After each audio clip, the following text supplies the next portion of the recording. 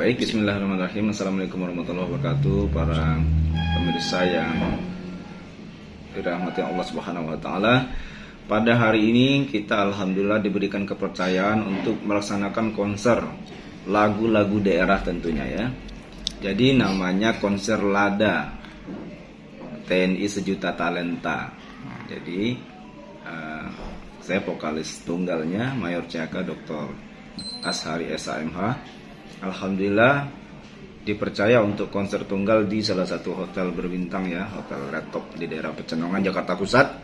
Nah ini yang uniknya, biasanya kalau Ustadz kan lagu-lagu religi, lagu-lagu nasyid gitu. Tetapi kita membawakan dengan warna yang sangat unik, itu lagu-lagu Maluku, lagu-lagu Ambon. Kan lagu-lagu Ambon kan cukup berat tingkat kesulitan membawakannya, lagu pop Ambon ya. Pada hari ini kita perdana, alhamdulillah pada rekan-rekan yang dari sejabodetabek tentunya, bahkan ada yang terbang dari Ternate.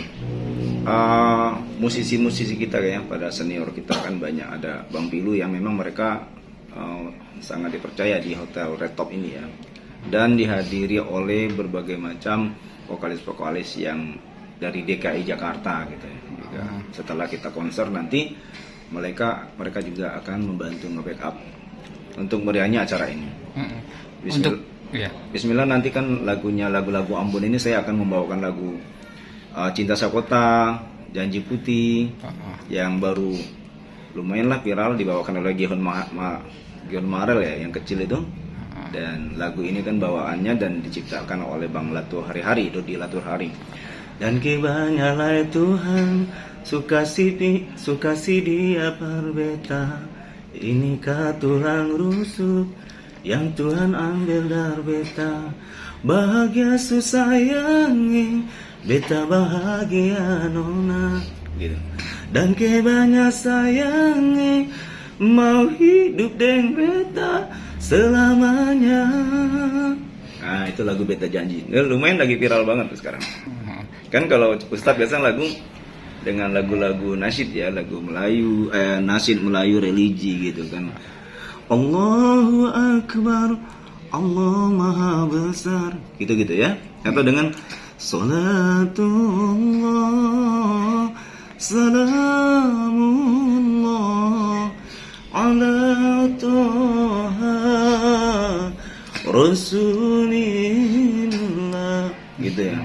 Alhamdulillah sangat sering ya, apalagi para entertainer kita. Saya jujur, saya lahir dari Bang Komeng kan. Saya bawa lagu Si Mama itu sama Bang Komeng. Ternyata Bang Komeng itu pinter nyanyi juga. Ya memang luar biasa ya. Banyak yang nonton, ribuan juga. Terus berduet dengan Bang Yopi Latul itu sering. Bang Yopi Latul kan almarhum kan vokalis Ambon besar ya, yang penyanyi senior ya, sering lumayan alhamdulillah ya. Terus banyak dengan vokalis, apalagi dengan kita produser senior, produsernya Kak Iyad Bustami, produsernya Aji Saru Gunawan juga, produsernya grup band Lila. Sebenarnya di NPCC Meriam Belina itu juga produsernya juga, kalau ini nggak salah ya, dari Aji Angga Widodo, Awi Production. Kita akan dengan secepatnya mengeluarkan album lagu religi tentunya. Kita berawal dari lagu religi nanti ya, lagu nasyid ini sama Abah Hukam insya Allah, bismillah, dengan Haji Angga produser kita. Karena beliau guru nyanyi saya, ternyata nyanyi itu kan susah. Udah satu huruf aja nggak micing, diulang. Sama dengan Kori, Aba Tata, pengucapan belum lagi lagu setengah mati. Jadi belum lagi kalau Kori ya, Bayati Soba Hijaz Nawan Sika, belum lagi tajwidnya, makhrajul huruf keluar dari mana. Nyanyi juga begitu ternyata. Misalnya cinta, C-nya nggak micing nih, nggak micing. Ulang lagi C-nya, A-nya ulang lagi.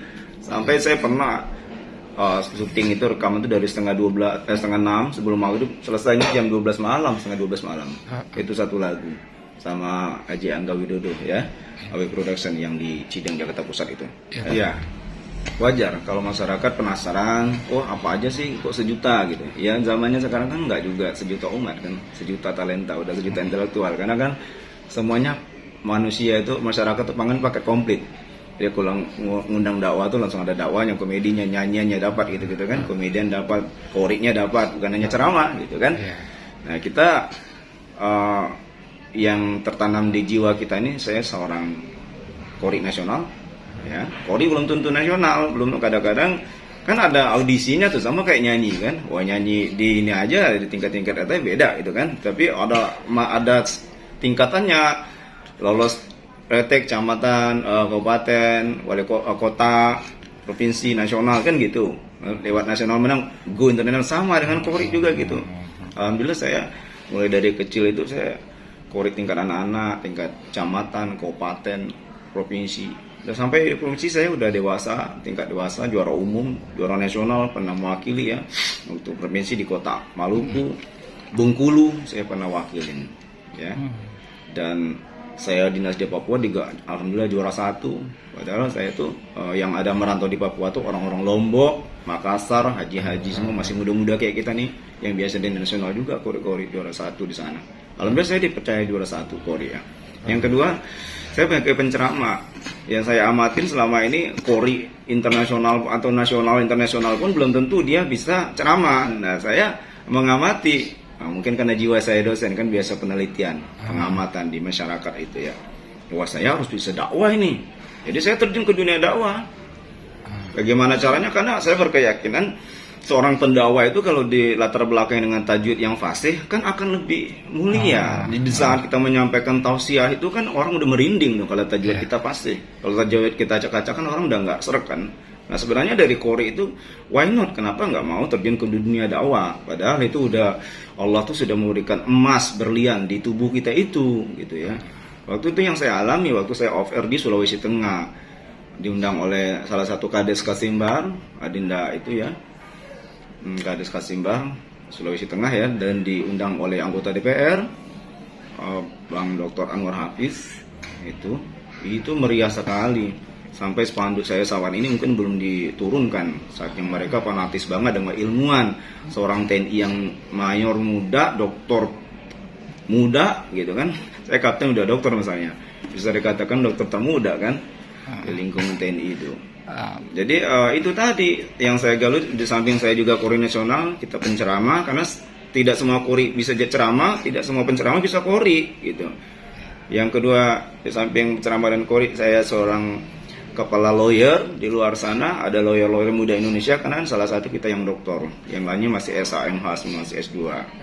Gabung sama orang sipil, kita menyelesaikan, membantu kesulitan masyarakat sesuai 8 wajib TNI, mengatasi kesulitan rakyat di sekeliling kita itu, sekelilingnya ya. Itulah TNI itu dianggap serba bisa kalau di masyarakat gitu ya. Jadi di samping saya sebagai lawyer, karena doktornya hukum di Universitas Hasanuddin, S1 saya 2, S1 dakwah memang, S1 agama, S1 dakwah saya di UIN, Universitas Islam Negeri Fatmawati Soekarno, Bengkulu ya. Saya di sana. S1 lagi Sekolah Tinggi Hukum Militer SHD STHM Jakarta Pusat. S2-nya Universitas Islam Jakarta, saya bimbingan Prof. Andi Hamzah. Dan S3 saya di S3 Hukum di Universitas Hasanuddin. Waktu itu Pak Terawan S3 kedokteran, saya S3 Hukum.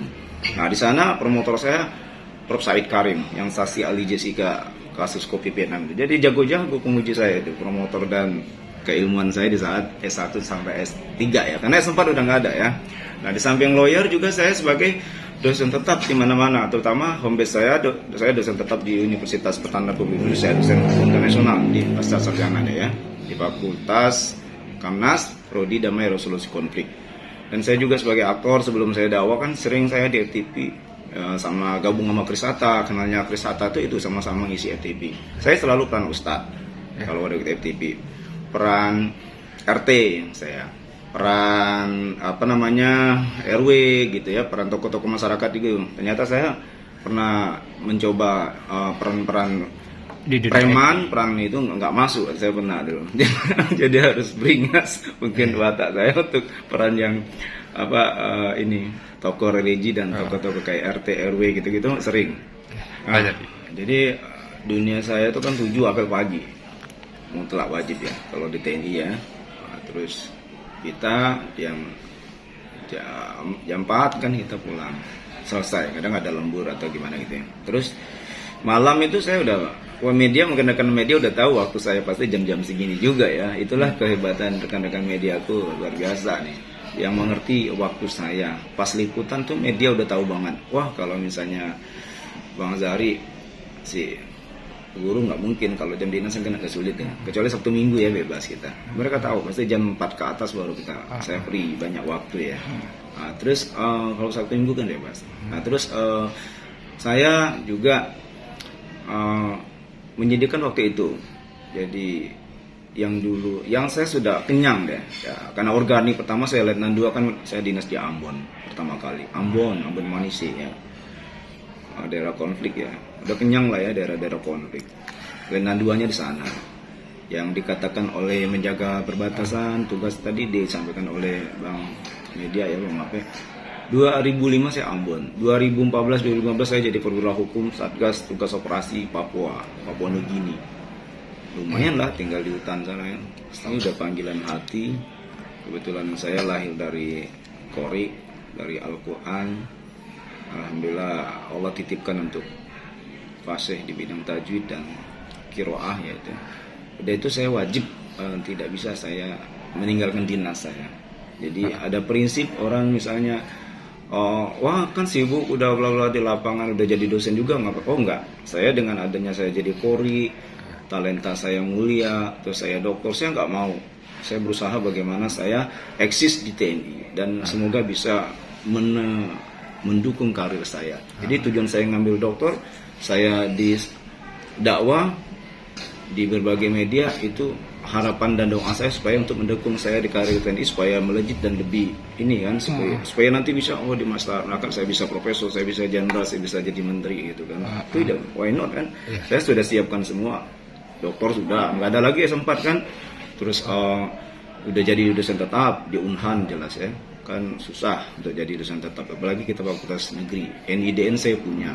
Dan itu untuk membagi waktunya ya tadi, semua harus jalan.